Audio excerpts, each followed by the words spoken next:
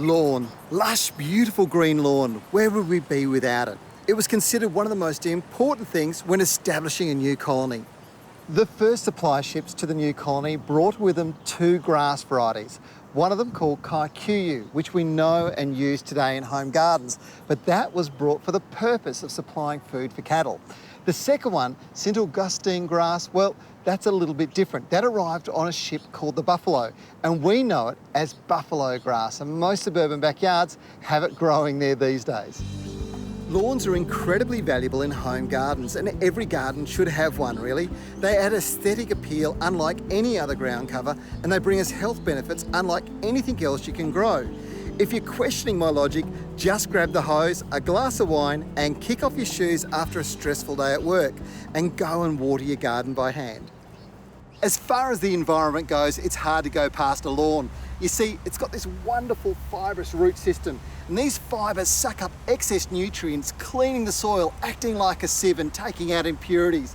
It's also brilliant for locking up carbon and storing it in the ground, along with dust and other impurities.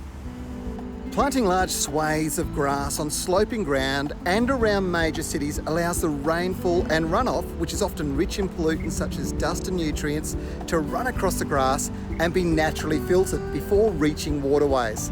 This planning by our city forefathers was very clever. Not only did it look good, but it proved exceptionally environmentally friendly. Now, I know some of you are saying, lawns take a bit of maintenance, but you don't have to have a huge lawn. It can just be a small lawn, a precious piece of green earth at home. Now, the thing with lawns is they do require a bit of mowing, a little bit of edging, and maybe a touch of fertilising. But hey, if you can't find time to do that, but you can join the gym, there's something wrong.